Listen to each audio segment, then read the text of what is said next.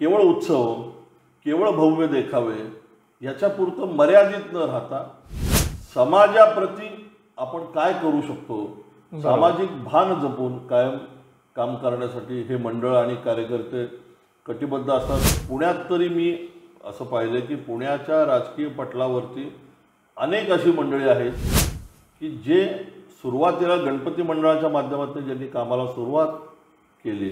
मी आजही भारतीय जनता पार्टी शहराचा अध्यक्ष असलो तरीही पक्षाचं काम करत असताना आजही मी माझ्या मंडळासाठी, माझ्या गणपती बाप्पासाठी तितकाच वेळ देतो. एखादं कोणीतरी असं उठतं आणि म्हणतं की नाही, उत्सवामध्ये हे जे चालतं हे चुकीचं आहे, उत्सवाकडं बघण्याचा दृष्टिकोन जो आहे किंवा हे विभिन्न आहे, या गोष्टी वाईट आहेत. पण हे सगळं असलं तरी उत्सवांच्या माध्यमातून जे विधायक काम केलं जातं, ज्या चांगल्या गोष्टी, समाज एकत्र येतो, समाज एकत्र येण्यासाठीच मुळात उत्सव सुरू झाला.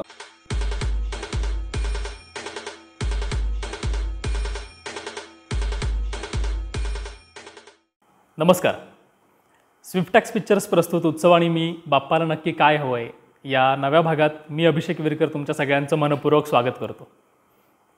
मंडळी, पद, प्रतिष्ठा, प्रसिद्धी इतकं सारं लाभूनही जो पाय जमिनीवर घट्ट रोवून उभा राहतो तो खरा माणूस. समाजातील अनेक वंचित घटकांना, गरजू घटकांना जो संकट काळात मदत करतो, मदतीसाठी तत्पर असतो, जो त्यांच्या सेवेसाठी तत्पर असतो, त्यांना आपलं मानून, आपल्या कुटुंबाचा एक भाग मानून त्यांची मदत करतो, तो असतो आपला माणूस. असंच एक थोर व्यक्ती जे गरजेला धावून येतात.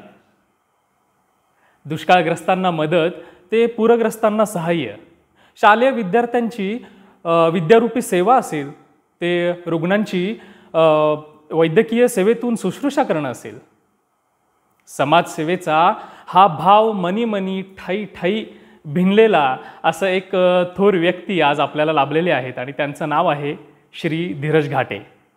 मी सरांचं स्वागत करतो. आज सरांकडून ह्या भागातून जाणून घ्यायचं आहे गणेशोत्सव, उत्सवाचा हा बदलता काळ, त्याचसोबत त्यांचे सामाजिक उपक्रम आणि आपल्या बाप्पाला नक्की काय हवं आहे ते.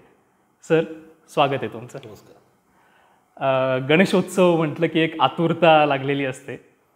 काय आतुरता कितपत आहे? मला असं वाटतं की गणेशोत्सव आणि पुण्यातला गणेशोत्सव म्हणजे पुण्यामध्ये ह्या सगळ्या काळामध्ये जे गणपती बाप्पांचे कार्यकर्ते आहेत, मंडळाचे कार्यकर्ते आहेत, हे भान हरपून या सगळ्या उत्सवामध्ये काम करत असतात. आपली नोकरी, आपला व्यवसाय, आपली दिनचर्या, हे सगळं रुटीन ज्याला म्हणतो आपण, हे जरी असलं तर मी असे अनेक कार्यकर्ते पाहिलेत की जे गणेशोत्सवाच्या तयारीसाठी 8-8 दिवस, 15-15 दिवस सुट्टी काढतात. वा. आपल्या नोकरी व्यवसायातनं वेळ देतात आणि हे ह्याला एक त्याचा पिंड लागतो की गणपती बाप्पाचा कार्यकर्ता, मंडळाचा कार्यकर्ता, अशा शेकडो हजारो कार्यकर्त्यांची पुण्यामध्ये फौज आहे की जी त्या मंडळामध्ये काम, म्हणजे मी आयुष्यातली 50 वर्ष गणपती मंडळाचं काम करतायत असे सुरेश पवारांसारखे निंबाळकर तालीम मंडळाचे कार्यकर्ते पाहिजेत की ज्यांनी आजही त्यांच्या हातामध्ये अहवाल असतो, ते कुणाला तरी भेटायला चाललेले असतात. या माणसांना काही अपेक्षा नसते, पण एक निष्ठा समाजाप्रती असणारं त्यांना असं वाटतं की आपण काहीतरी देणं लागतो. आणि ह्या काळामध्ये, गणेशोत्सवाच्या काळामध्ये, गणेशोत्सवामध्ये रममाण होणं, बाप्पाची सेवा करणं, समाजाला जे हवं आहे ते या उत्सवाच्या माध्यमातून देणं, असे अनेक कार्यकर्ते करत असतात. आणि ह्या कार्यकर्त्यांचा आदर्श डोळ्यासमोर ठेवूनच मला असं वाटतं की माझ्यासारखे कार्यकर्तेसुद्धा गणेशोत्सवामध्ये सामील झाले. वा. सर, आता तुम्हीही गणेशोत्सवात इतके वर्षांपासून आहात, कार्यरत आहात. आज राजकीय कारकीर्दही सुरू झालेली आहे, खूप मोठा तो एक ग्राफ आहे. तुमचं गणेशोत्सवात बालपण कसं गेलं, बालपण कुठे गेलं आणि बालपणापासूनच तुम्ही सार्वजनिक गणेशोत्सवात सहभागी झालात की तारुण्यात आलात? नाही, मला आठवतंय, मी लहानपणापासून, म्हणजे माझा जन्मच मुळात साने गुरुजी नगरमधला, त्यामुळे सुरुवातीपासून मी राहायला तिथं होतो. लहानपणी पाहायचो की मंडळ, गणेशोत्सव, मिरवणूक, 10 दिवसांमधले कार्यक्रम आणि एक आकर्षण होतं तेव्हापासून. म्हणजे मी अगदी 7वी-8वीत असताना चाळीतल्या गणपती मंडळाचा अध्यक्ष झालो. अरे वा. दिग्विजय म्हणून एका चाळीचं मंडळ होतं आणि मला आमच्या त्या चाळीतल्या सगळ्या कार्यकर्त्यांनी म्हटले की यावेळेस तुला आपल्याला अध्यक्ष करायचं. म्हणजे मला आठवतं आहे की चाळीमध्ये गणपती बसवत असताना त्या चाळीतली छोटी सगळी मुलं एकत्र यायची. मग काहीतरी देखावा, तोडकं मोडकं काहीतरी करायचं. मला एक प्रसंग आठवतो की इथं सणस ग्राउंडला त्यावेळेस श्रीमंत दगडूशेठ हलवाई गणपतीचं हे सगळं देखावा आणि हे चालू असायचं. मग त्या सगळ्या देखाव्यामध्ये काही तिथं पडलेलं साहित्य असेल, अगदी तुटके फुटके बॅटम असतील, काही छोटे छोटे लाईटचे दिवे असतील. मग हे असं काहीतरी गोळा करायचं आणि त्या वयामध्ये तोडकं मोडकं जे काही करता येईल ते करण्याचा प्रयत्न असायचा. तिथून ते आजपर्यंतचा प्रवास हा गणपती बाप्पाच्या कृपेने ही सगळी मंडळाच्या माध्यमातून झालेली जडणघडण असेल. आणि मला असं वाटतं की ह्या सगळ्या जडणघडणीतूनच माझ्यातला एक सामाजिक कार्यकर्ता असेल, राजकीय कार्यकर्ता असेल हा तयार झाला. कारण गणपती मंडळ हे एक विद्यापीठ आहे. इथं जे तुम्हाला शिकायला मिळेल हे जगाच्या पाठीवरती तुम्हाला पैसे देऊन सुद्धा कुठं असा कोर्स मिळणार नाही आणि शिकायलाही मिळणार नाही. ॲडमिनिस्ट्रेशन असेल, मॅनेजमेंट असेल, जे काही आहे ते तुम्हाला इथं शिकायला मिळतं. मलाही शिकायला मिळालं असं मला वाटतं. वा वा, क्या बात आहे. हे लहानपणातले किस्से अजूनही तुमच्या कुठेतरी पुढील पिढीला मार्गदर्शन करण्यासाठी उपयोगी पडत असतील. साने गुरुजी हे नाव इतकं मोठं आहे की त्यांनी समाजातल्या अनिष्ट रूढी परंपरांना विरोध केला, माणसाला एकत्र आणण्यासाठी, माणुसकी जपण्यासाठी प्रयत्न केले त्यांनी. त्यांच्या नावे एक मंडळ स्थापन करणं किंवा त्यांचं नाव मंडळाला देणं, ह्याच्या मागे संकल्पना कोणाची होती आणि स्थापना कशी झाली मंडळाची? साने गुरुजी तरुण मंडळ हे ज्याला 85 वर्षाची परंपरा आहे. आता 86व्या वर्षामध्ये मंडळ पदार्पण करतं. असं आहे की जिथं साने गुरुजी नगर वसाहत आहे त्याला लागून मागच्या बाजूला साने गुरुजी स्मारक आहे. आणि पूर्वी या भागामध्ये साने गुरुजींच्या नावाने किंवा सेवा दलाच्या माध्यमातून काही काम करायची काही मंडळी. मी ज्या वसाहतीमध्ये राहतो इथली पण मंडळी काही या सगळ्या विषयामध्ये ॲक्टिव्ह होती. आणि त्या काळामध्ये साने गुरुजी तरुण मंडळाची स्थापना झाली. कारण आमच्या कॉलनीला सुद्धा साने गुरुजींचंच नाव आहे, साने गुरुजी नगर म्हणून. अच्छा. आणि म्हणून खरं तर त्यावेळेस साने गुरुजी तरुण मंडळ असं नाव दिलं गेलं. तो वारसा त्याचा फक्त मी 2001 सालापासून या मंडळाच्या कामामध्ये सुरुवात केली. 2001ला मी अध्यक्ष झालो आणि आज 2024 आहे. गेले 23-24 वर्ष या मंडळाच्या माध्यमातून एक चांगली तरुणांची टीम, कार्यकर्त्यांची टीम ही केवळ गणेशोत्सव म्हणून नाही, वर्षभरामध्ये सुद्धा खूप सामाजिक उपक्रम, कार्यक्रम हे या मंडळाच्या माध्यमातून होत असतात. आणि समाजाला जे हवं आहे, समाजाला जे जे आपण देणं आवश्यक आहे, या सामाजिक भावनेतनं कायमच काम करणारी कार्यकर्त्यांची खूप मोठी फळी ही मंडळाच्या माध्यमातून उभी राहिली. अरे वा. म्हणजे साने गुरुजींची जी शिकवण आहे ती खऱ्या अर्थानं आपलं मंडळ आणि तुम्ही पुढे कार्यरत आहात त्यात पुढे नेत आहे. सर, मला तुमचं मंडळाचं तुमचं नाव हे समाजसेवेसाठी, सामाजिक उपक्रमांसाठी घेतलं जातं आणि एक ओळख आहे तशी. तर त्या बाबतीत ऐकायला आवडेल, कोणते सामाजिक उपक्रम सगळे तुम्ही राबवता? बरोबर आहे. गणपती मंडळाच्या माध्यमातून काम करायला सुरुवात केल्यानंतर सुरुवातीच्या काळात मला आठवतंय अनेक छोट्या छोट्या कार्यक्रमांमधून आम्ही सुरुवात केली, जी साधारण प्रत्येक कार्यकर्त्याचा जो पूर्वार्ध असतो तसाच आमचाही होता. मला आठवतंय की एक वर्ष एका पतसंस्थेतनं 5,000 रुपयाचं लोन घेऊन आम्हाला उत्सव करावा लागला होता. किंवा आपण म्हणतो ना की करण्याची इच्छा असते परंतु अडचणी येतात. मग त्या काळात जे जे काही करावं लागतं ते आपण करतो. तिथपासून जी झालेली सुरुवात आहे ते आज आपण पाहतो की पुणे शहरामध्ये अनेक गणपती मंडळ आहेत, परंतु सामाजिक जीवनामध्ये काम करणारे, समाजासाठी काम करणारी जी काही मंडळी आहेत किंवा गणपती मंडळ आहेत त्याच्यामध्ये साने गुरुजी तरुण मंडळाचं नाव हे अग्रक्रमाने घेतलं जातं. अगदीच. म्हणजे दुष्काळात आपण म्हणलात तसं दुष्काळामध्ये साने गुरुजी तरुण मंडळाने केलेलं काम मला आठवतंय. मराठवाड्यामध्ये 2 वेळा आम्ही दुष्काळाच्या काळामध्ये काम केलं. एक वर्ष आम्ही दुष्काळामध्ये पुणे शहरामध्ये एक अभियान राबवलं आणि नागरिकांना आवाहन केलं आपल्या भागातल्या शहरातल्या की तुम्ही धान्य स्वरूपामध्ये आपल्याला मदत करा. जो शेतकरी आपल्याला धान्य देतो हा शेतकरी, हा बळीराजा आज अडचणीत आहे आणि आपल्याला धान्य स्वरूपामध्ये ह्या सगळ्या मंडळींना मदत करायची. आणि मला सांगायला आनंद होतो की 70,000 किलो धान्य, म्हणजे आम्ही जवळजवळ 10-12 ट्रक्स हे त्या भागामध्ये घेऊन गेलो. प्रत्यक्ष आमची कार्यकर्त्यांची टीम गेली आणि जे खऱ्या अर्थाने अडचणीत होते असे त्या भागातले आपले शेतकरी बांधव यांना आम्ही खूप मोठ्या प्रमाणामध्ये मदत करू शकलो. असंच एक वर्ष आम्ही बाबासाहेब आंबेडकरांच्या 125व्या जयंतीच्या निमित्ताने मला आठवते की आम्ही 25 लक्ष रुपयांचं शालेय साहित्य पुण्यातनं जमा केलं. नागरिकांना आवाहन केलं की तुम्ही तुमच्या मुलासाठी दप्तर घेणार, तुम्ही तुमच्या मुलांसाठी नवीन कपडे घेणार, तुम्ही तुमच्या मुलांना शालेय साहित्य घेणार. असंच आपला जो दुष्काळग्रस्त बांधव आहे, जो आज अडचणीत आहे, त्यांच्या मुलांसाठी तुम्ही काही ना काहीतरी शालेय साहित्य आमच्याकडे सुपूर्द करा. आणि 25 लाख रुपयाचं शालेय साहित्य हे आम्ही बीड जिल्ह्यांमधल्या आष्टी, पाटोदा या तालुक्यांमध्ये प्रत्यक्ष त्या गावामध्ये जाऊन गरजू नागरिकांपर्यंत पोहोचवू शकलो. असे अनेक उपक्रम आहेत. म्हणजे हे तर त्या प्रसंगाला अनुसरून आम्ही केले. आम्ही 10वीच्या विद्यार्थ्यांसाठी 20-22 वर्ष ही व्याख्यानमाला राबवतो.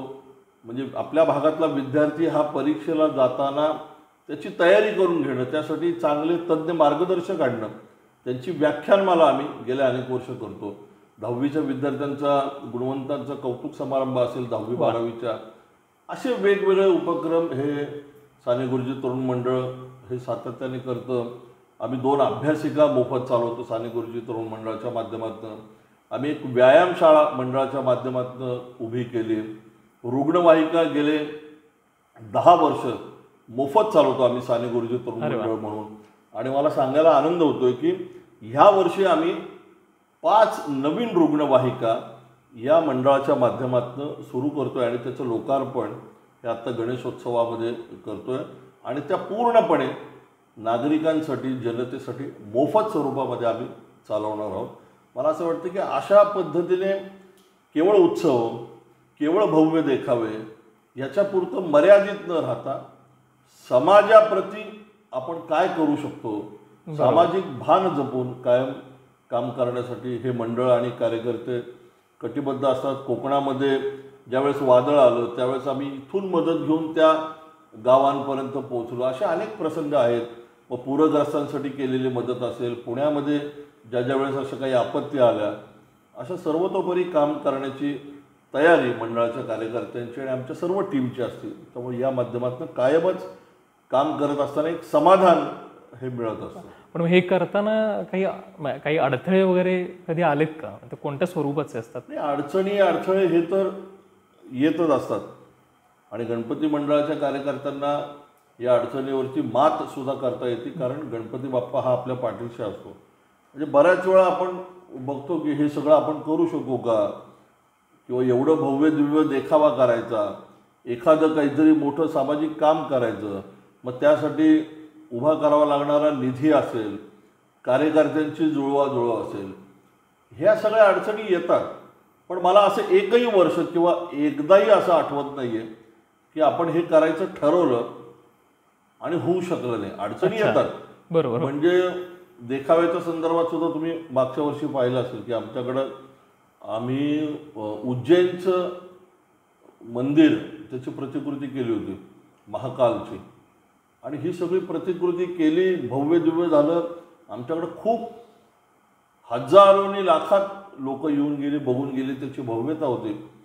आणि एक प्रसंग असा आला की या देखाव्याला भारतीय जनता पार्टीचे राष्ट्रीय अध्यक्ष जे पी नड्डा हे देखावा पाहण्यासाठी गणपती मंडळाला भेट द्यायला आले.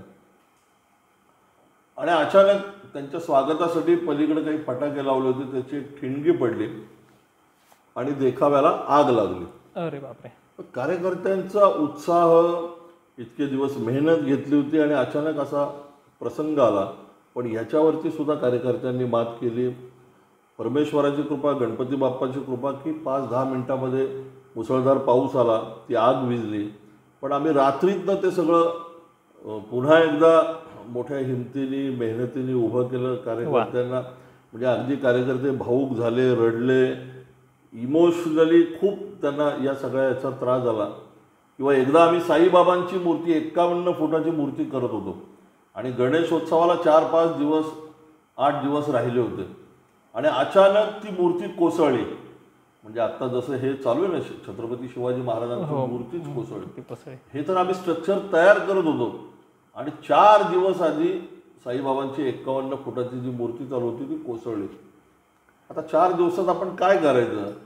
मग मला आठवतं की आम्ही सिद्धेश्वर झाडबुकेंना भेटलो आणि 2-3 दिवसामध्ये एक जिवंत देखावा तयार केला आणि तो त्या ठिकाणी सादर केला.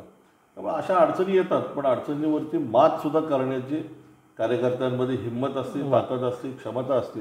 त्या पद्धतीने कार्यकर्ते काम करत असतात. विघ्नहर्ताची सेवा करतो, त्यामुळे विघ्नहर्ता आहे, त्याचा आशीर्वाद पाठीशी असतोच आणि आशीर्वादाचा हात डोईवर आहेच. खरं तर हे जेव्हा अशी विघ्न येतात त्यावेळी आता तुम्ही म्हणाल की एका रात्रीत आम्ही पुन्हा ती डागडुजी केली आणि खरं तर आम्ही बघितलं ते, कारण प्रत्येकाला ते देखावा बघण्याची एक उत्सुकता होती. तुम्ही रात्रीतनं ही सगळी डागडुजी केलीत आणि पुन्हा सेट उभा केलात.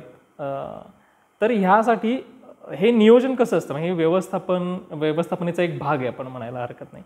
तर हे कसं केलं जातं आणि प्रत्येक गणेश मंडळात क्रायसिस मॅनेजमेंट टीम असावी का? तर त्या बाबतीत काय सल्ले द्याल तुम्ही? ही 100% असली पाहिजे, कारण आपण एखादी अडचण, आपत्ती, समस्या ही कधी येऊ शकते आणि अशा प्रसंगामध्ये कार्यकर्ते लगेच उभे राहतात. आम्हाला सुद्धा त्यावेळेस पुण्यातल्या अनेक गणेश मंडळांमधून फोन आले, प्रत्यक्ष भेटायला आली लोक त्यावेळेस की काय केलं पाहिजे, काय आम्ही मदत करू शकतो का, अशी विचारणी झाली आणि आम्ही त्या प्रसंगावरती मात केली. मला असं वाटतं की कुठलंही आपण काम करत असताना एखादा असा प्रसंग येऊ शकतो आणि आला तर त्याच्यावरती कशा पद्धतीने आपण सामोरं जायचं याची पूर्वतयारी ही निश्चित आपण केली पाहिजे. कारण एवढं भव्य दिव्य हे सगळं उभारत असताना टेक्निकली कुठंतरी काहीतरी होऊ शकतं आणि त्याच्यावरती मात करण्याची आपली तयारी पाहिजे. लगेच आपण त्याच्यावरती काही सोल्युशन काढू शकतो का, अशी एक टीम, जसं आपण डिझास्टर मॅनेजमेंट असतं आणि आपत्तीमध्ये काम करण्याचं गणपती मंडळाच्या कार्यकर्त्यांना हे निश्चित एक प्रशिक्षण म्हणा किंवा एक प्रेरणा असते आणि तो काम करत असतो. आपण पाहिलं की भूकंपाच्या वेळेस भूकंपग्रस्त भागामध्ये गणपती मंडळांचे कार्यकर्ते गेले, लातूर, किल्लारी या भागामध्ये. त्यामुळं हे सगळं त्याचा पिंड असतो कार्यकर्त्याचा आणि तो काम करत असतो. त्यामुळे असे कुठेही प्रसंग आले तरी कार्यकर्ता त्या ठिकाणी उभा राहून त्याच्यावरती मात करत असतो. वा, शिकण्यासारखं खूप आहे खरं तर. म्हणजे तुम्ही आहात, तुमच्यासारखे दिग्गज लोक आहेत मार्गदर्शन करायला. त्यामुळे अशा क्रायसिस किंवा असे विघ्न आले की ते कुठेतरी त्याच्यावरती मात करण्यासाठी गणेश भक्त, गणेश मंडळ कार्यकर्ते तयार राहतील यात शंकाच नाही. मगाशी उल्लेख झाला जसा की वेगवेगळे सामाजिक उपक्रम राबवले जातात वर्षभरात. खरं तर माझ्यासारख्या सामान्य माणसाला हे माहिती नसतं की गणेश मंडळ काय काय कामं करतात, उपक्रम करतात वर्षभरात. ही झाली वर्षभरातला. पण उत्सवाचा हा जो कालावधी हा बाप्पाच्या सेवेसाठी जसा असतो तसाच जनसमुदायाने एकत्र येण्यासाठी आहे. तर असं एकत्रित सगळ्यांनी येऊन असा कुठला प्रसंग आहे की अविस्मरणीय तुमच्यासाठी झाला की सगळ्यांनी एकत्र येऊन माणुसकी दाखवली आणि माणुसकीचा एक बांध घातलाय उत्सवादरम्यान? असं तुमच्या पाहणीत काही किंवा तुमच्या इतक्या वर्षांच्या कारकिर्दीत असे अनेक क्षण असतील तर एखादा ऐकायला आवडेल. कोविडच्या काळामध्ये आपण पाहिलं असेल की 2 वर्ष गणेशोत्सव हा कोविडच्या काळामध्ये होऊ शकला नाही. आणि साने गुरुजी तरुण मंडळाने सुद्धा कोविड स्वाईन फ्लू या काळामध्ये उत्सव साजरा करत असताना, कोविडमध्ये तर आपण खूप मोठ्या प्रमाणामध्ये करू शकलो नाही, पण आम्ही त्या काळामध्ये आपल्या भागातला एकही नागरिक, एकही कुटुंब हे उपाशी राहणार नाही, आपल्या भागातला एकही विद्यार्थी हा शिक्षणापासून वंचित राहणार नाही. कारण कोविडमध्ये आपण पाहिले की सगळंच कोलमडलं होतं. हो, अगदी अनेकांचे संसार उद्ध्वस्त झाले, खरंय. अनेकांचे रोजगार बुडाले, ज्यांचं हातावरती पोट होतं, ही सगळी मंडळी अडचणीत आली. मला आठवते की आम्ही त्या काळात 2-3 कार्यक्रम हे खूप मोठ्या प्रमाणात समाजासाठी केले. एक तर आम्ही 300 विद्यार्थी आपल्या भागातले ज्यांची नावं आयडेंटिफाय केली आणि ज्यांच्या घरामध्ये काही ना काहीतरी अडचण आहे, कोविडमुळं ज्यांच्या घरामध्ये कुटुंबामध्ये काही अडचणी आहेत, अशा 300 विद्यार्थ्यांना आम्ही शालेय शिष्यवृत्ती दिली आणि त्यांची शाळेची फी ही डायरेक्ट त्या विद्यार्थ्याच्या शाळेमध्ये आम्ही चलन करून त्या विद्यार्थ्याच्या नावाने भरली. एक चांगला कार्यक्रम, उपक्रम आम्ही लेडी रमाबाईंमध्ये केला होता आणि 300 विद्यार्थ्यांची जवळजवळ 11 लाख रुपयांची फी ही आम्ही साने गुरुजी तरुण मंडळाच्या माध्यमातून त्या ठिकाणी दिली होती. आम्ही धान्य स्वरूपामध्ये सुद्धा त्या काळामध्ये खूप मोठ्या प्रमाणावरती लोकांना मदत केली. धान्य, भाजी, दैनंदिन गरजांचे जे साहित्य असेल आणि ही सगळी म्हणजे उत्सवातले कार्यकर्ते हे सगळं बाकीचं सोडून केवळ ह्या आणि या ज्या काळामध्ये माणूस रस्त्यावरती यायला तयार नव्हता, सख्खा भाऊ भावाला भेटायला सुद्धा म्हणजे धजावत होता, अशा काळात गणपती मंडळाचे कार्यकर्ते हे रस्त्यावरती उतरले, लोकांपर्यंत पोचले आणि समाजाची बांधिलकी ही जपण्यासाठी त्यांनी काम केलं. त्याचाच एक पार्ट हा आहे की आमच्या साने गुरुजी तरुण मंडळाचे कार्यकर्ते सुद्धा खूप मोठ्या प्रमाणात ह्या सगळ्या काळामध्ये लोकांच्या सेवेसाठी रस्त्यावरती उतरले. वा, खरंच म्हणजे गणेश मंडळाचे आपले कार्यकर्ते आणि तुमच्यासारखे समाजसेवक होते म्हणून त्या काळात माणसातला देव दिसला सगळ्यांना. गणेश उत्सवांवरती खऱ्या अर्थानं कुठेतरी मर्यादा होत्या, पण आपण तो उत्सव एकमेकांना मदत करून साजरा केला थोडक्यात. सर, ह्यात खरं तर ह्या काळात असे काही अगदीच देखाव्यांना मदत करून कारागीर जे असतात, स्थानिक असतील किंवा बाहेरून येणारे कलाकार मंडळी असतील, तर हे कारागिरांचं हातावर पोट असतं. तर उत्सव काळात त्यांना खूप अडचणी आल्या. उत्सव काळानंतर या कोविड काळानंतर मग ह्यांना कशा पद्धतीने अर्थार्जन केलं पाहिजे असं एक तुमचं मत आहे? यांनी काय काय पद्धतीने की संकटं न सांगता येतात तर ती पुन्हा आली अशी उद्भवली, तर मग ह्या सगळ्या कारागिरांनी हातावर पोट असलेल्या लोकांनी कसं निभावलं पाहिजे? गणेशोत्सव हा पुण्यामध्ये आपण पाहतो की खूप मोठी आर्थिक उलाढाल या उत्सवाच्या माध्यमातून होत असते आणि अनेक मंडळींचं चरितार्थ किंवा पुढचे काही महिने या गणेशोत्सवानंतर त्यांच्या कुटुंबामध्ये व्यवसायाच्या माध्यमातून असेल, छोट्या छोट्या कामांच्या माध्यमातून असेल, हा त्यांना मिळतो. आणि गणपतीनंतर नवरात्र, दिवाळी हा सगळा एक स्पॅन असतो आणि मला असतं की ह्या व्यवसायाच्या माध्यमातून, या उत्सवाच्या माध्यमातून लोकांना छोट्या छोट्या व्यवसायाच्या माध्यमातून काही आर्थिक उत्पन्न मिळतं, ज्याच्या आधारावरती त्यांची कुटुंब ही चालतात.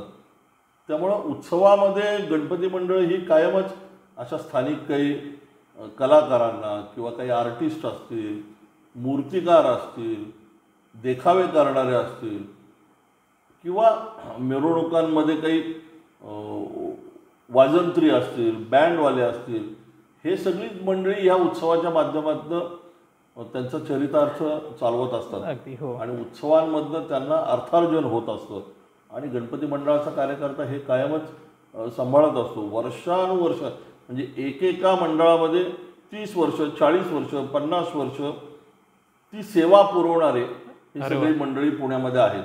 वर्षानुवर्ष एका मंडळामध्ये त्यांचा व्यवसाय या माध्यमातून करत असतात आणि त्यांना जपणं हे मंडळांच्या कार्यकर्त्यांचं निश्चित कर्तव्य आहे आणि ते कार्यकर्ते करत असतात. आम्ही सुद्धा अशा पद्धतीने अनेक मंडळींना हातभार लावण्यासाठी प्रयत्न करत असतो. अरे वा. सर, अरे एक समाजसेवक म्हणून ओळख आहे तुमची आणि ते कार्य तुम्ही इतकी वर्ष करत आलेला आहात, यापुढेही करत राहणार आहात. तर ह्यासोबतच राजकारणाचा एक किंवा राजकीय प्रवास सुरू झाला तुमचा. हा समतोल कसा साधता राजकारण आणि समाजकारण किंवा समाजाचं कार्य? मला असं वाटतं की मी राजकीय सामाजिक म्हणजे माझं बॅकग्राऊंड संघाच्या कामातनं सुरुवात झाली. राष्ट्रीय स्वयंसेवक संघाच्या शाखेत जात होतो, नंतर गणपती मंडळाचा कार्यकर्ता झालो. पण ह्या गणपती मंडळामध्ये एक अशी ताकद असते ना की गणपती मंडळ पुण्यात तरी मी असं पाहिलं की पुण्याच्या राजकीय पटलावरती अनेक अशी मंडळी आहेत की जे सुरुवातीला गणपती मंडळाच्या माध्यमातून ज्यांनी कामाला सुरुवात केली आणि आज नगरसेवक आहेत, आमदार आहेत, खासदार आहेत. आणि त्याचाच एक भाग म्हणजे मी स्वतःला खरं तर भाग्यवान समजतो की ह्या गणपती बाप्पाचा कार्यकर्ता, मंडळाचा कार्यकर्ता म्हणून मी कामाला सुरुवात केली. आणि गणपती बाप्पांच्या आशीर्वादामुळंच, कारण शेवटी आपल्यासारख्या कार्यकर्त्याला काही फॅमिली बॅकग्राऊंड आहे, पॉलिटिकल वारसा आहे, आपण खूप धनदांडगे आहोत असं नसताना आज भारतीय जनता पार्टीचा पुणे शहराचा अध्यक्ष होण्यापर्यंत आपल्याला संधी मिळाली. या पुणे महानगरपालिकेचा सभागृह नेता होण्याची संधी मिळाली. त्या भागामध्ये मी असेल, माझ्या वहिनी असतील, असं सलग 15 वर्ष नगरसेवक होण्याची संधी मिळाली.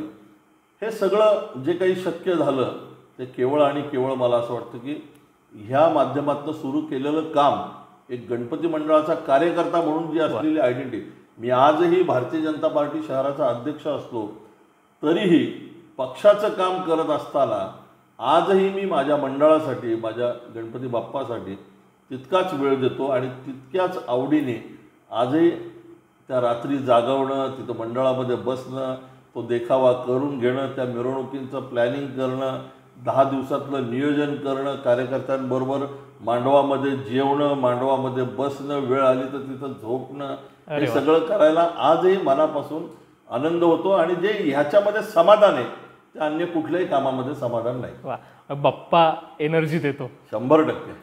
वा, कसं जमवतो एवढं सगळं ह्या धाकधुकीत सगळे? मी म्हटलं ना की कितीही धाकधूक असली तरी तिथं गेल्यानंतर जी प्रेरणा मिळते, जो आनंद मिळतो, जे समाधान मिळतं ते जगाच्या पाठीवर कुठे विकतही मिळणार नाही. वा. सर, असे अनेक बदल जसे आपल्या शहराचे, देशाचे घडत गेलेत तसे उत्सवांमध्ये पण घडत गेलेत. सकारात्मक, नकारात्मक असतील. तर या बदलांकडे कशा पद्धतीने बघतो? तुमचा दृष्टिकोन कसा आहे? मग हा एक समाजकारणात नाही झाला आणि राजकारणात नाही झाला, तर ह्या दोन्ही दृष्टीनं तुम्हाला काय वाटतं की कसा बदल झाला आपल्या उत्सवात? नाही, उत्सवात बदल तर निश्चित झाला आहे. म्हणजे मी म्हणलं तसं सुरुवातीच्या काळामध्ये आपण गणेशोत्सव पाहायचो. गणेशोत्सवाच्या निमित्ताने पुण्यामध्ये येणारे खूपशी मंडळी बाहेर न यायची, ग्रामीण भागात न यायची. काही ठिकाणी आपण पाहिलं तर पूर्वी गणपती उत्सव त्याला असणारं स्वरूप असेल म्हणजे लोकमान्य टिळकांनी सुरू केलेला उत्सव आणि त्याच्यानंतर मधल्या काळामध्ये त्याला आलेलं काही स्वरूप असेल किंवा समाजाचा सुद्धा त्याच्याकडे बघण्याचा एक वेगळा दृष्टिकोन होता. पण आज मला असं वाटतं की पुण्यात ज्या पद्धतीने गणपती मंडळ विधायक काम करतायत, सामाजिक काम करतायत, ह्या सगळ्या कोविडच्या काळामध्ये कोण रस्त्यावरती होतं? तर एकमेव उत्तर आपल्याला असेल की पहिला कोण असेल तर तो गणपती मंडळाचा कार्यकर्ता हा रस्त्यावरती होता. अनेक नावं घेता येतील पुण्यातली की जी गणपती उत्सवाच्या माध्यमातून काम करतात. अशी सगळी मंडळी रस्त्यावरती उतरली होती आणि ती समाजाप्रती काम करत होती. एक असं आहे की एखादं ह्या सगळ्या कामाच्या बाबतीत असं म्हणतात ना की एखादं कोणीतरी असं उठतं आणि म्हणतं की नाही, उत्सवामध्ये हे जे चालतं हे चुकीचं आहे, उत्सवाकडं बघण्याचा दृष्टिकोन जो आहे किंवा हे विभिन्न आहे, या गोष्टी वाईट आहेत. पण हे सगळं असलं तरी उत्सवांच्या माध्यमातून जे विधायक काम केलं जातं, ज्या चांगल्या गोष्टी, समाज एकत्र येतो, समाज एकत्र येण्यासाठीच मुळात उत्सव सुरू झाला. अगदी. आज आपण पाहतोय की आपण एकमेकांना भेटायला आपल्याला वेळ नाहीये. आता सोशल मीडिया, व्हॉट्सअप हे सगळं युग आहे. म्हणजे एखाद्याला लग्नाची पत्रिका पाठवायची तरी ती व्हॉट्सअपवरती पाठवायची आणि त्याने अक्षरशः सुद्धा व्हॉट्सअपवरनं टाकायच्या. पूर्वी आपण तिळगुळ द्यायला एकमेकांच्या घरी जायचो. आज तो तिळगुळ सुद्धा आपल्याला कोणी वाटतं. आपण आपल्या लहानपणी शाळेतल्या बाईंना तिळगुळ द्यायला जातो. आज कोण कोणाला भेटतंय? नातेवाईक एकमेकांना भेटायला त्यांना वेळ नाही. त्यांचं बिझी शेड्यूल आहे. लोक एकमेकांना भेटायला, समाज एकत्र यायला खूप अडचणी आहेत. हे उत्सव, ही परंपरा ही आपण टिकवली पाहिजे. या माध्यमातून समाज एकत्र आला पाहिजे, समाज संघटित झाला पाहिजे. आपल्या परंपरा, आपली धर्म, संस्कृती हे सगळं आपण जोपासलं पाहिजे.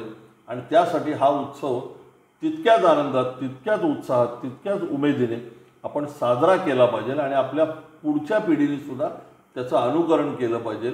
त्याशिवाय समाज एकत्र येणार नाही आणि समाज एकत्र आल्याशिवाय आपलं शहर, आपलं राज्य, आपलं राष्ट्र हे बळकट होणार नाही. त्यामुळे समाज एकत्र होण्यासाठी अशा उत्सवांची रचना करणं, अशा उत्सवांमध्ये नवनवीन कार्यकर्ते घडणं हे आपल्याला करावं लागेल. वा, खरंच म्हणजे लोक प्रत्येक वेळी म्हणतात की नाही, वेळ नाही आहे, मग तिथे प्रसादही रेडीमेड तयार झालेला मिठाई स्वरूपातला आपण आणतो. खरं तर उत्सवांची आणि सणांची आवड लावून घेतली पाहिजे तर सवड मिळेल खऱ्या अर्थानं. तसंच आपलं जर आपण जागांच्या बाबतीत बघितलं शहराकडे, तर शहरात जागा नाही आहेत लोकांना. अशात अनेक नियमही आहेत मंडप उभं करण्यासाठी. मर्यादित जागा उपलब्ध होतात. तर अशात भव्य दिव्य देखावा उभं करणं हे खरं तर जिकरीच असतं. आणि यात व्यवस्थापनही तितकं तगडं लागतं. एक क्रिएटिव्ह माइंड लागतं याच्या मागे. तर क्रिएटिव्हली कसं बघितलं जातं याच्याकडे, असे कोणते मार्ग आहेत की कमी जागेमध्ये तुम्ही भव्य दिव्य उभं करू शकाल? त्याचबरोबर अशा कोणत्या गोष्टींचा समावेश तुम्ही करायला सांगाल लोकांना की कमी जागेमध्ये आपण चांगलं करू शकतो बाबा उत्सव? नाही, हे तर आहेच. म्हणजे आमचं मंडळ ज्या जागेमध्ये बसतं ती महानगरपालिकेच्या कर्मचाऱ्यांची वसाहत आहे आणि 2 इमारतींच्या मधनं जाणारा जो रस्ता आहे याच्यावरती गणेशोत्सव होतो. मी अध्यक्ष झाल्यानंतर गणेशोत्सव आपण थोडा पुढं आणला, नाहीतर पूर्वी गणपती मागं बसायचा. पण जागांची मर्यादा हा आपल्या शहरामधला मोठा प्रश्न आहे. कारण वाहतूक असेल, आपण पाहतो की अनेकांना गणेशोत्सव साजरा करण्यासाठी किंवा गणपती बसवण्यासाठी जागा खूप मर्यादित असते.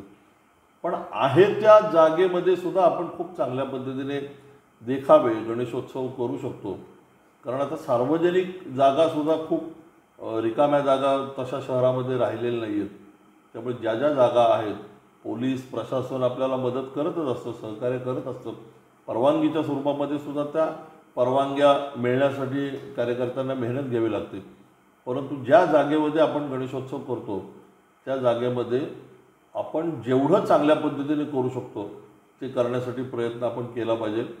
त्याचं मी म्हटलं की आम्ही सुद्धा महानगरपालिकेच्या सफाई कर्मचाऱ्यांची वसाहत आणि त्या वसाहतीमध्ये आम्ही गणपती बसवायला सुरुवात केली. म्हणजे काही वर्षांपूर्वी असं होतं की अरे असं काही उत्सव हा शहरात होता ना, म्हणजे समजा कसब्यात होता, मंडईत होता, मध्यवर्ती भाग, पेठांमध्ये होता, तसं आम्ही एका बाजूला होतो. पण आहे त्या जागेमध्ये आपण जर एखादं भव्य दिव्य काही करू शकलो तर आज मला सांगायला आनंद होतो की आज देखावा बघायला लोक सुरुवात आमच्या इथून करतात. हो, अगदी. आणि दरवर्षी गणेशोत्सव येण्यापूर्वी ते विचारतात. म्हणजे समजा ऑगस्ट सप्टेंबरमध्ये गणपती आहेत तर मे जूनपासून लोक विचारायला सुरुवात करतात की आता ह्या वर्षी काय, कारण तुमच्याकडं भव्य दिव्य असतं हे आता लोकांना माहिती झालं. त्यामुळे आहे त्या जागेत आपण जर काही चांगलं करू शकलो, चांगलं देऊ शकलो, लोकांना जर तिथं आल्यानंतर समाधान वाटलं तर निश्चित आपण हे करू शकतो. आणि त्याचं उदाहरण आहे, आम्ही जिथं सुरुवात केली तिथं आज पुण्यातल्या पहिल्या 2-3 भव्य देखाव्यांमध्ये आपला गणेशोत्सव, आपलं साने गुरुजी तरुण मंडळ आहे आणि याचं एक आत्मिक समाधान सगळ्या कार्यकर्त्यांना निश्चित आहे. वा, खरं तर तुम्ही आणि आपली गणेश मंडळं हे सेट उभे करतात, देखावे उभे करतात, म्हणून ज्यांना नाही शक्य होत ते महाल त्या त्या ठिकाणी जाऊन बघणं, ओरिजिनल लोकेशनला जाऊन व्हिजिट करून बघणं, तर ते खरं तर या उत्सवांदरम्यान आपल्यामार्फत बघतात, त्यांना बघता तरी येतं हे सगळं. जसं आपण मगाशी मी उल्लेख केला की कारागीर लोकांना हातभार लागतो, तसेच काही छोटे मोठे असे व्यावसायिकही आहेत किंवा अगदी घरगुती व्यवसायसुद्धा उत्सवांदरम्यान सुरू होतात ह्या काळात, आणि आपली इकॉनॉमी कुठेतरी ते सर्कलमध्ये येते. तर त्यांना कशा पद्धतीने फायदा उत्सवांच्या दरम्यान होऊ शकतो आणि त्यांना कोणता एक सल्ला देऊ शकता तुम्ही येणाऱ्या पुढील काळात? नाही, असे खूप आहेत ना. म्हणजे समजा गणपती बाप्पाला लागणारा हार विकणारी काही मंडळी आहेत, गणपतीचा प्रसाद देणारी काही मंडळी आहेत, गणपतीला समजा उदबत्ती लागते, धूप लागतो ही देणारी मंडळी आहेत, गणपतीचे छोटे छोटे अगदी घरातल्या गणपतीपासून ते सोसायट्यांच्या गणपतीपर्यंत सजावटीचं काम करणारी मंडळी आहेत. आणि ह्या सगळ्यांना ह्या उत्सवाच्या माध्यमातून अर्थार्जन होतं, त्यांच्या कुटुंबाला त्यांना ह्याचा उपयोग होतो. त्यामुळे ह्या उत्सवांच्या माध्यमातून हे सगळं झालं पाहिजे. या उत्सवाच्या माध्यमातून अशा मंडळींना एक मदतीचा हात किंवा एक हातभार देण्यासाठी आपल्यासारख्या कार्यकर्त्यांनी सुद्धा निश्चित पुढं आलं पाहिजे. आणि हे सगळं चक्र अशा पद्धतीने चाललं पाहिजे. उत्सव पण झाले पाहिजे, समाजाला जे अपेक्षित आहे तशा पद्धतीने झालं पाहिजे, विधायक कार्यक्रम झाले पाहिजे, सामाजिक कार्य गणेशोत्सव मंडळांच्या माध्यमातून झालं पाहिजे, आणि हे सगळं चक्रसुद्धा या माध्यमातून चाललं पाहिजे असं मला प्रामाणिकपणे वाटतं. अनेक उपक्रम राबवतात, तसं एक साने गुरुजी मंडळाचं असा कोणता एक उपक्रम आहे की जो दरवर्षी स्थापनेपासून सुरूच आहे किंवा एक वर्षानुवर्षांची परंपरा आहे त्या सामाजिक उपक्रमाला, असं कोणतं एक आहे का? मला ऐकायला आवडेल. तर मी ज्या वर्षी अध्यक्ष झालो, खरं अनेक उपक्रम आहेत. म्हणजे मी मगाशी एक उपक्रम सांगायचा राहिला की आम्ही मंडळाच्या माध्यमातून 15,000 विद्यार्थ्यांना साने गुरुजी तरुण मंडळाने सुरू केलेला उपक्रम कम्प्युटरचं मोफत प्रशिक्षण दिलं. अरे वा. जवळजवळ 8-10 वर्ष हा उपक्रम चालला. तसं आम्ही दिवाळीमध्ये एक उपक्रम करतो जो साने गुरुजी तरुण मंडळ म्हणून आपण सुरू केला 2001 साली. दिवाळीमध्ये समाजातली सर्व क्षेत्रातली मंडळी एकत्र यावीत म्हणून आपण दिवाळी फराळाचं म्हणजे ज्याला म्हणतो आपण गेट टुगेदर सुरू केलं. आणि अगदी 100, 200, 250 लोकांपासून सुरू झालेलं हे ह्या वर्षीच्या आपल्या कार्यक्रमाला जवळजवळ 8-10 हजार वेगवेगळ्या क्षेत्रातली मंडळी आली होती. तर असे नित्य उपक्रम, सातत्याने राबवले जाणारे उपक्रम हे असे अनेक आहेत. आणि या उपक्रमांमधनं समाज जोडला जातो, समाज एकत्र येतो. आणि तेच मला असं वाटतं की या उत्सवाच्या पाठीमागचं कारण आहे, हा उत्सव सुरू होण्यामागचं कारण आहे. वा. खूप घटक एकत्र येतात, तर यात महिलासुद्धा मागे नाही आहेत. आता या गेल्या काही वर्षात आपण पाहतोय की महिलांचा सहभाग वाढतोय, पण तरीही संख्या कमी आहे. महिलांनी गणेशोत्सवात सहभागी होण्यासाठी त्यांना काय सांगाल, आणि त्यांना सहभागी करून घेण्यासाठी आपल्या सगळ्या गणेश मंडळांसाठी काय सल्ला? नाही, नक्की झालं पाहिजे. आता आपण पाहतो की सगळ्याच क्षेत्रामध्ये महिला आहेत. म्हणजे आरक्षणसुद्धा आपण पाहतो की 50% बरोबरीने आहेत. आणि असं कुठलंच क्षेत्र नाही की ज्या क्षेत्रामध्ये महिला पुढे येऊन पुरुषांच्या बरोबरीने काम करतात असं एकही क्षेत्र मला असं वाटतं की नाही आहे. गणेशोत्सव मंडळांच्या माध्यमातून सुद्धा महिला भगिनी या पुढं आल्या पाहिजे. म्हणजे मी माझ्या मंडळात मी गेले अनेक वर्ष बघतो की गणपती विसर्जनाच्या दिवशी ज्या महिला भगिनी त्या भागामध्ये राहतात किंवा पूर्वी राहायच्या, आता लग्न होऊन त्या सासरी गेल्या आहेत, 10 वर्ष झाले, 20 वर्ष झाले, अशा सर्व महिला मिरवणुकीच्या दिवशी या सगळ्या भगिनी, कोणी एखादी कॉलनीतली लेक असेल, एखादी कोणी आमच्या कार्यकर्त्याची बहीण असेल, या कुठंतरी बाहेरगावी गेल्या आहेत, शहराच्या एखाद्या वेगळ्या भागात गेल्या आहेत, पण त्या या उत्सवाच्या निमित्ताने एकत्र येतात, गणपतीच्या दर्शनाला येतात. आणि या निमित्ताने काही जुनी मंडळी एकत्र येणं, एकमेकांना भेटणं हा आनंद लुटतात. पण या उत्सवामध्ये महिलासुद्धा तितक्याच सक्षमपणे पुढं आल्या पाहिजे. यासाठी पुरुष कार्यकर्त्यांनी पण प्रयत्न केले पाहिजे. कारण शेवटी महिला हा समाजाचा एक अविभाज्य घटक आहे आणि तो तितक्याच सक्रियतेने पुढं आला पाहिजे. त्यासाठी आपण सगळ्यांनी प्रयत्न केले पाहिजे. निश्चित पुढच्या काळामध्ये सर्व महिला माता भगिनी या उत्सवाच्या माध्यमातून एकत्र येतील असा आपल्याला प्रयत्न करावा लागेल. वा, आपण खरंच सगळ्यांनी प्रयत्न केले तर समाजकार्यासोबतच आपले उत्सवांसाठी सुद्धा महिलांची संख्या वाढेल, यात शंका नाही आहे. एक आज तुम्ही गणेशोत्सव कार्य करता, पुढे अध्यक्ष, आज राजकीय कारकीर्दही सुरू झालेली आहे. तर ह्या सगळ्या प्रवासात तुम्ही हा ग्राफ चढता आहे आणि पुढेही तुम्ही खूप मोठ्या उंचीवर जाणार आहात नक्की. मागे वळून बघताना काय वाटतं आणि लोक ओळखतात, एक ख्याती आहे तुमची की जिथे गरज तिथे धीरज असं ओळखलं जातं. गरजेला तुम्ही नेहमी हजर असता. तर हे सगळं मागे वळून बघताना काय वाटतंय? नाही, आपण आता काम करत असताना या क्षेत्रामध्ये गेल्या 25-30 वर्षामध्ये ज्या पद्धतीने काम करत करत आज इथपर्यंत पोचलो आहे. आणि मी म्हटलं तसं आजही ज्या वेळेस काम सुरू केलं तेव्हापासून काम करणारे माझ्यासोबतचे सहकारी आहेत की जे गेले 25-30 वर्ष बरोबरीने या सगळ्या उत्सवाच्या निमित्ताने काम करतात. आणि मागं वळून बघताना एक असं म्हणजे ज्याला म्हणतात ना की ऊर दाटून येतो किंवा एक असं आत्मिक समाधान मिळतं की आपण एका सामान्य कुटुंबातनं महानगरपालिकेच्या कर्मचाऱ्यांचा मुलगा ही आपली साधी आयडेंटिटी होती. पण या उत्सवाच्या माध्यमातून आपण काम करायला सुरुवात केली. आपण सामाजिक कार्यकर्ता म्हणून आपली ओळख निर्माण झाली. आपण गणपती बाप्पाचा कार्यकर्ता म्हणून आपली ओळख निर्माण झाली. मग आपण राजकीय क्षेत्रामध्ये आलो. राजकीय क्षेत्रामध्ये चांगलं यश मिळवलं. हे सगळं करत असताना इथपर्यंत जे टप्पे आपण पूर्ण केले आणि याच्या पुढंसुद्धा आपण एका उंचीवरती जाऊ, हे सगळं जात असताना या सगळ्या कामामध्ये आपली मूळ ओळख आहे ती गणपती बाप्पांचा कार्यकर्ता, गणपती मंडळाचा कार्यकर्ता. म्हणजे आपण ह्या राजकीय क्षेत्रात कितीही मोठे झालो तरी आपली मूळ ओळख किंवा मूळ आयडेंटिटी जी आहे ती विसरता कामा नये. ह्याच कार्यकर्त्यांच्या जोरावरती, ह्याच कार्यकर्त्यांच्या बळावरती आपण इथपर्यंत आलो आहे आणि ह्याच सहकाऱ्यांच्या, ह्याच कार्यकर्त्यांच्या जोरावरती आपण पुढंसुद्धा मजल मारणार. यात काही निश्चित मला असं वाटतं की काही शंका नाही.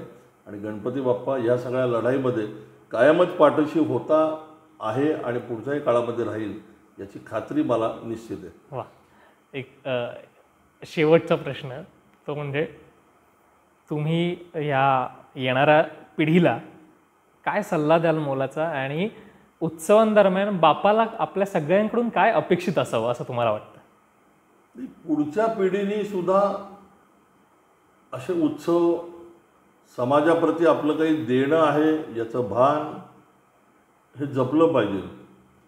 आणि शेवटी असं आहे की देव हा माणसात असतो. म्हणजे गणपती बाप्पाला आपण मानतो, गणपती बाप्पा हे आपलं दैवत आहे. पण अशा देवदुर्लभ कार्यकर्त्यांच्या माध्यमातून समाजाची सेवा करण्यासाठी कार्यकर्त्यांनी पुढं आलं पाहिजे. समाजासाठी झटलं पाहिजे.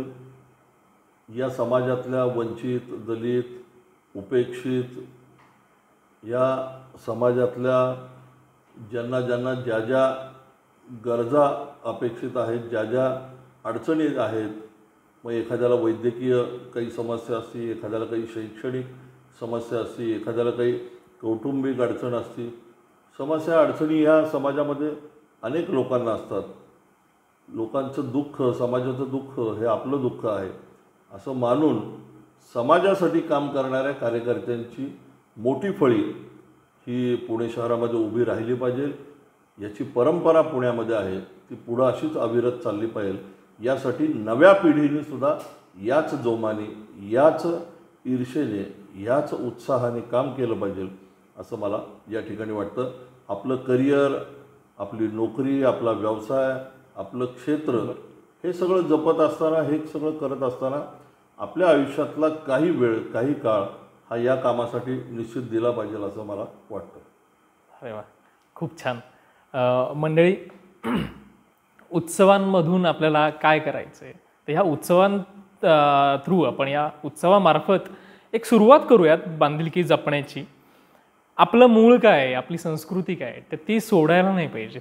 ते मूळ पकडून आपण पुढे जाऊयात आणि समाजाला आपल्यासोबत एकत्र घेऊन जाऊ. इतका छान संदेश आज मिळालेला आहे सरांसोबत गप्पा मारताना. आणि बाप्पाचा आशीर्वाद आपल्या नेहमी डोईवर आहेच आणि तो सदैव राहणार आहे. आणि मार्गदर्शनाला साक्षात धीरज सरांसारखे गुरु आहेत.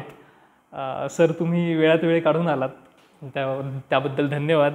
आणि आमच्या या सगळ्या टीमकडून आणि सगळ्या प्रेक्षकांकडून एक छोटीशी भेटवस्तू.